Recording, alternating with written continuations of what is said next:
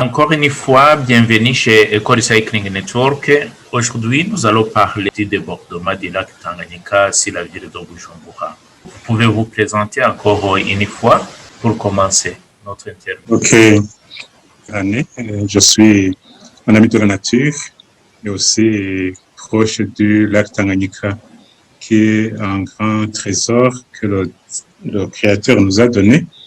Et c'est un grand réservoir d'eau dans le monde, mais qui aujourd'hui risque de perdre sa qualité suite justement aux actions de la personne humaine, notamment la pollution. Voilà. Oui, ok. Monsieur l'ambassadeur verte que j'ai vu récemment, qui m'est arrivé, est-ce que auriez-vous reçu la même lettre, monsieur l'ambassadeur? Oui, il y a quelqu'un qui me l'a transmise.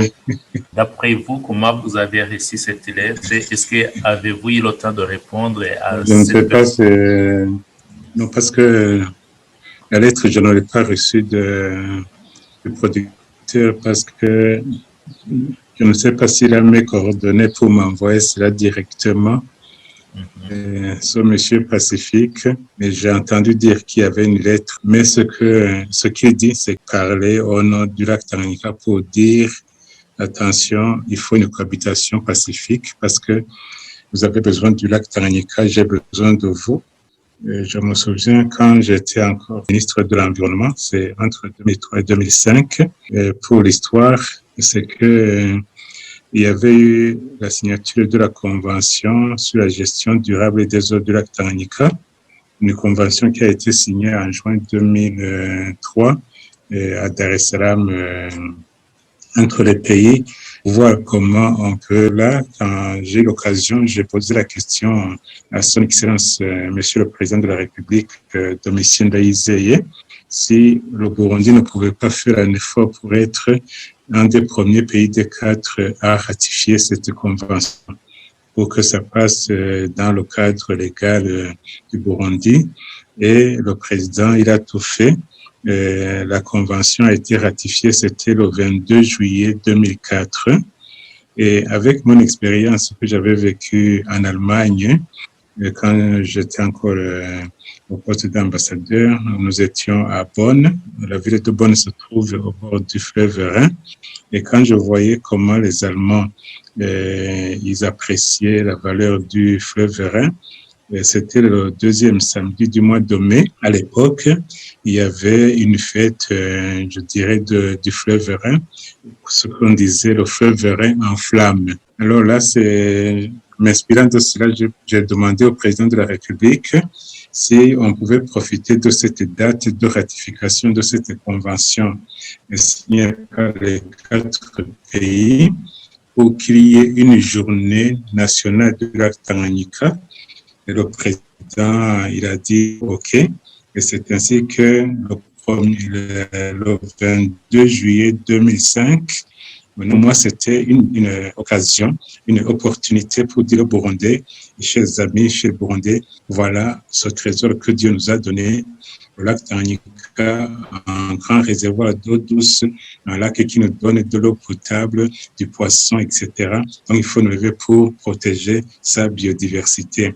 Donc, c'est tout ça que je vois quand il dit que depuis des années de Samoante, parce que en Kirundi, on dit que quand on porte un bijou de haute qualité, d'une grande valeur, on ne le sait pas. Mais quand ça tombe et que ça s'écrase, on se dit finalement, c'était vraiment d'une telle valeur. Maintenant, je me dis, et c'est ça mon message, il ne faudrait pas que les générations futures, nos enfants, nos petits-enfants, ils lisent sur Google, il y a des années où le lac Tanganyika donnait de l'eau potable, où on dire le lac Tanganyika a besoin de nous comme nous avons besoin du lac Tanganyika. Voilà donc, c'est dans cette pétition, je dis, je continue à crier parce que le lac Tanganyika, c'est un être que Dieu a créé, pas interpréter ce que le lac Tanganyika nous dit.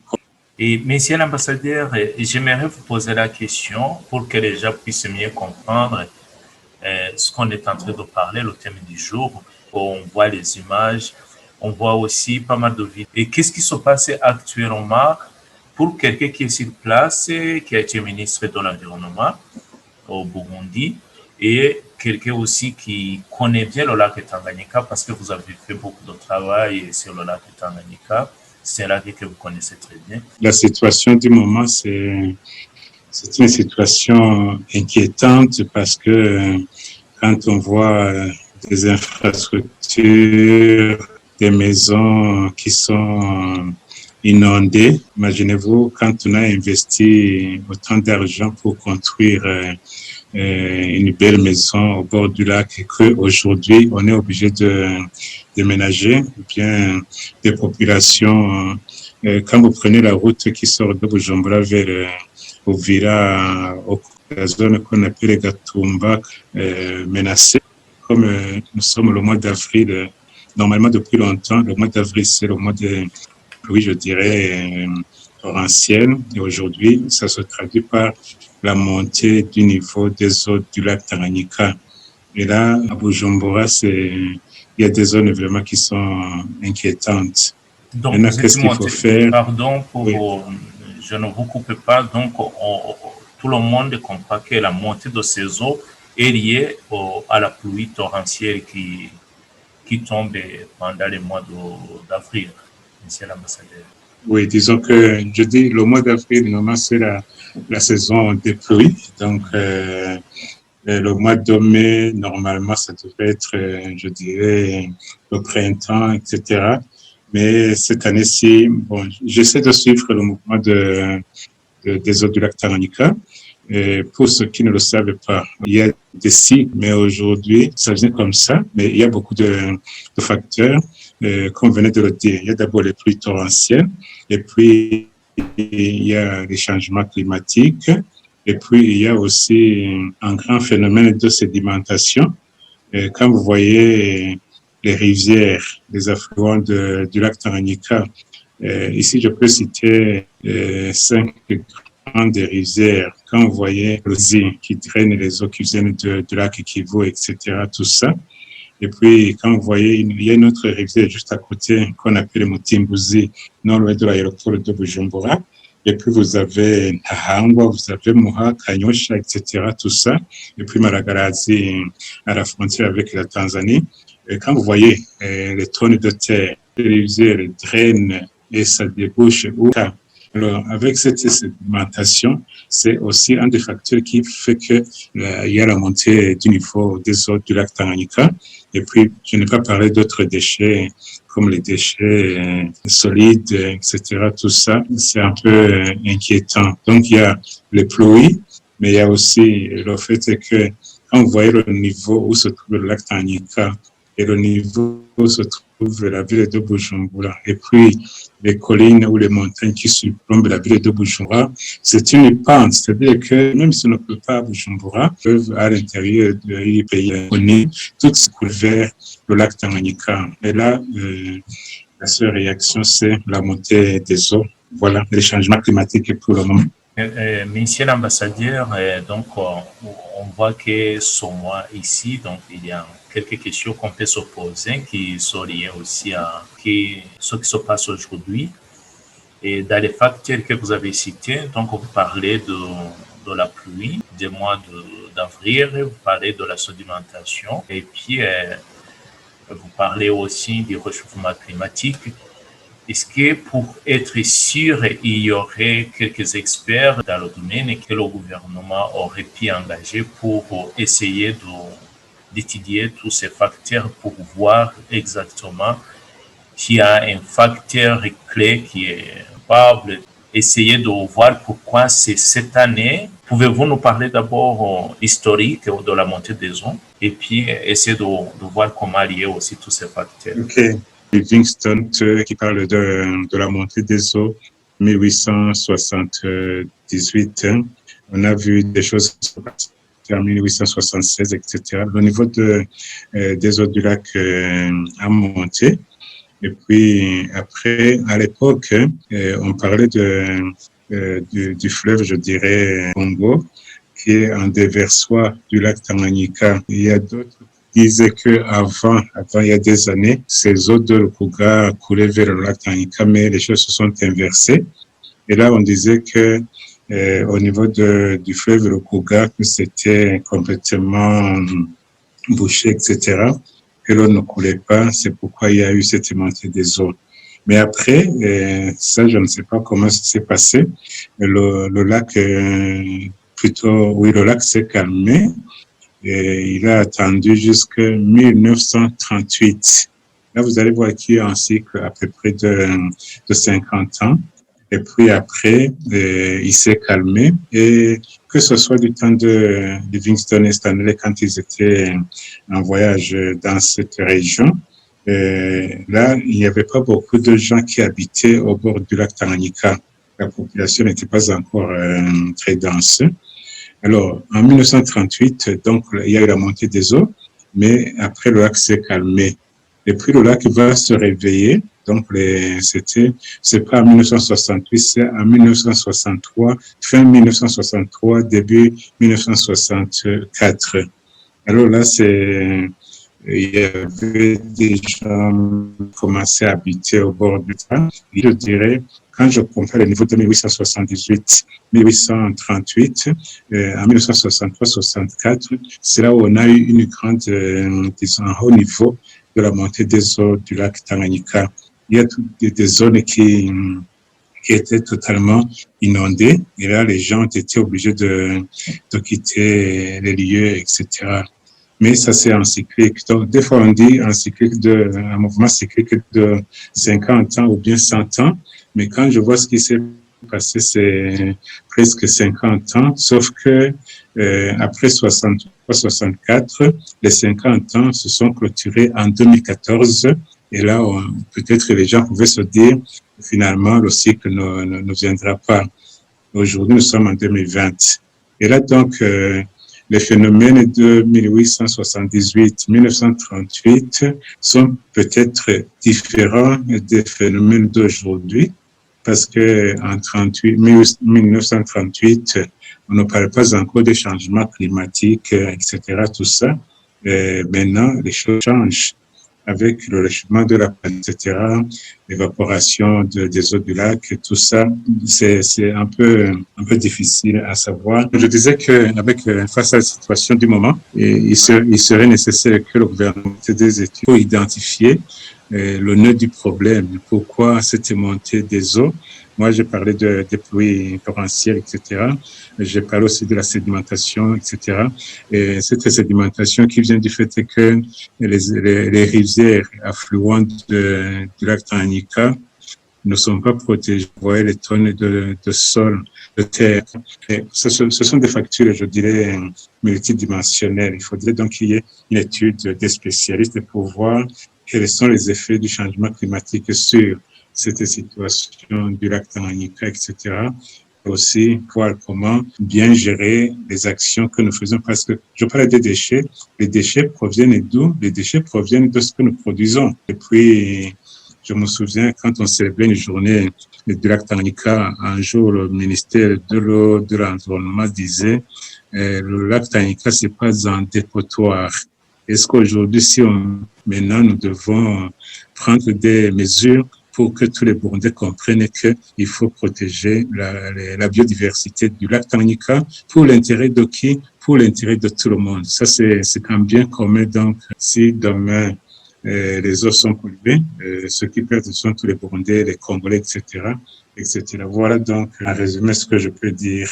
Est-ce que j'aimerais aussi poser la question dans les actions immédiates qu'on peut aussi mener pour essayer de tenter de protéger la population, même si c'est difficile. Il y aurait la possibilité aussi d'indiquer dans certains endroits pour essayer d'éviter qu'il y ait l'eau qui se diverse donc avec la houle et qui déferle le déferlement de l'eau du lac Tanganyika pour éviter que ce déferlement aussi s'échoue à l'intérieur de la ville ou bien dans les maisons de la population. Et Est-ce que s'il y aurait cette possibilité, est-ce que le gouvernement aurait pu penser aussi à envoyer des militaires ou à préparer les sacs de sable ou à créer quelque chose donc dirigeant? C'est là où ça serait possible. Bon, je ne sais pas, ça c'est... Il faudrait penser essayer de mobiliser l'armée ou voir s'il y a la possibilité de faire ce genre d'action. Bon, pour le moment, je crois que ce qui est urgent, ce serait plutôt la mobilisation des aides humanitaires, parce que imaginez-vous quand je vois des gens qui sont en train de quitter les maisons, où est-ce qu'ils vont habiter, etc. Donc ça c'est une aide d'urgence et le gouvernement, je ne sais pas si il aurait un fonds pour les, disons, on parle des catastrophes naturelles, etc. Ça, c'est aussi une des catastrophes naturelles. Qu'est-ce qu'il faut faire? Il faut venir en aide à ces gens-là, mais aussi voir dans l'avenir. Parce que, comme je vous disais, il y a une zone qu'on appelle Gatumba. C'est juste la frontière avec le Congo. Les gens ont été obligés de déménager, de quitter le lieu. Mais après, comme le niveau s'était abaissé, ils sont retournés, etc. Aujourd'hui, c'est une grande population qui est là-bas. Là, il faudrait maintenant que les gens disent on va encore une fois se retrouver devant les mêmes situations. Donc là, et comme nous avons ce qu'on appelle la direction générale de l'urbanisme, etc. On devrait faire d'abord des études des impacts environnementaux pour voir si réellement cette zone est constructible ou pas. Parce que comme vous le voyez aujourd'hui, quand la population est en danger pareil, c'est la responsabilité revient au gouvernement, c'est le gouvernement qui doit tout faire pour évacuer les gens, pour leur chercher une solution de rechange, etc. Alors que vous connaissez le proverbe qui dit que mieux vaut prévenir que guérir. La guérison coûte plus cher que la prévention. Donc, évidemment, c'est au niveau du gouvernement où il faut décider, mais pour le moment, il faudrait que des partenaires puissent aussi aider le gouvernement à faire face à cette situation. Pour le moment, mais pour l'avenir, il faut une bonne planification de l'urbanisation, etc. Parce que vous savez, quand le monde, il n'y a pas d'armes, il faut dire arrêtez-vous, non? On ne fait que assister. Oui, alors avant la dernière question, j'aimerais savoir l'atmosphère à l'intérieur de la population. Donc, c'est la peur ou c'est ce qui se passe exactement et quelle est la réaction de la population donc face à cette situation? Bon, il y a d'abord la peur. J'entendais quelqu'un qui vit dans la zone justement en danger disait quand nous dormons et qu'il commence notre cœur saute, donc on s'attend à ce que la maison soit inondée. Alors c'est une question de peur et la peur mène à beaucoup de malaise. Hein. Donc imaginez-vous comme des enfants qui sont en train de vivre ces situations, etc.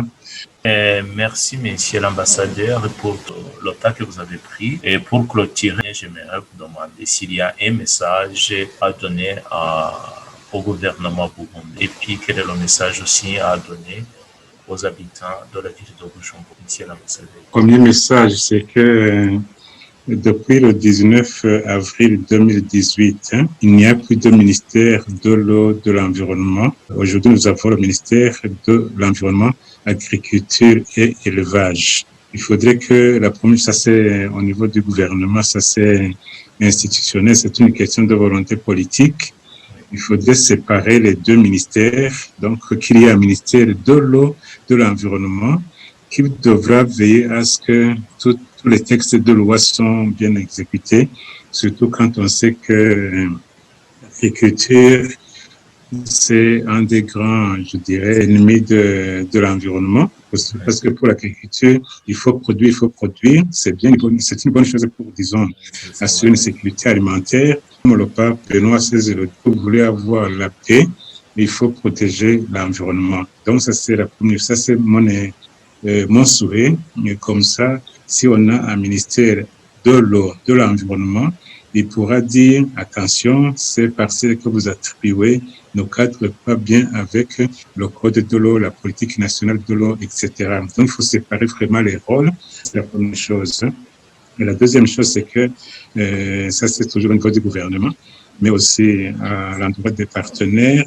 Et il faudrait qu'il y ait un grand programme de protection des rivières qui se déversent dans le lac Tanganyika. Parce que si ces rivières ne sont pas protégées en amont, ces rivières vont continuer à drainer, à charrier des terres, etc. Et la destination finale, vu le niveau du lac, ça sera toujours le lac Tanganyika. Et puis, autre chose, c'est que je disais, il y a une convention sur la gestion durable des eaux du lac Tanganyika, une convention qui a été signée par la Tanzanie, la Zambie, la RDC et puis le Burundi. Je voudrais que les chefs d'État se lèvent pour dire finalement où est-ce qu'on en est avec la mise en œuvre des dispositions de cette convention, parce que la vision commune, c'était que le lac Tanganyika, qui est un grand réservoir d'eau douce dans le monde, puisse continuer à avoir cette valeur, donc la protection de la biodiversité. Donc là, nous avons ce qu'on appelle l'autorité du lac Tanganyika. Il faudrait que les gouvernements se lèvent pour dire finalement qu'est-ce que nous sommes en train de faire. Parce que ce que nous vivons ici au Burundi, à Bujumbura, et puis même au sud du pays, vers le Mongué, c'est ce qu'on va vivre du côté de Uvira, ou bien de Kalemi, etc., ou bien de Mpulungu, ou bien de Kigoma. Donc, si les chefs d'État levons-nous, les pays, et puis après, demain, on pourra dire, finalement, on a réussi. C'est le problème. Albert Einstein disait que un problème sans solution est un problème qui est mal posé. Alors, je disais que si les chefs d'État se mettent ensemble pour dire maintenant, de pouvoir quel est le problème auquel nous faisons face pour qu'il y ait cette montée des eaux. Et si les 4 chefs d'État se mettent d'accord sur un problème, la deuxième étape, c'est de dire, face à cette question qui se pose, quelle piste de solution? Et la solution, ce sera une bonne réponse à la question posée. Être aussi chercher aussi une aide aussi de partenariat pour bien mener l'étude sur le lac Tanganyika pour savoir exactement qu'est-ce qui se passe avec les grandes universités internationales. Ça serait une solution. Je pense que c'est... Voilà. Oui, c'est une première piste, oui.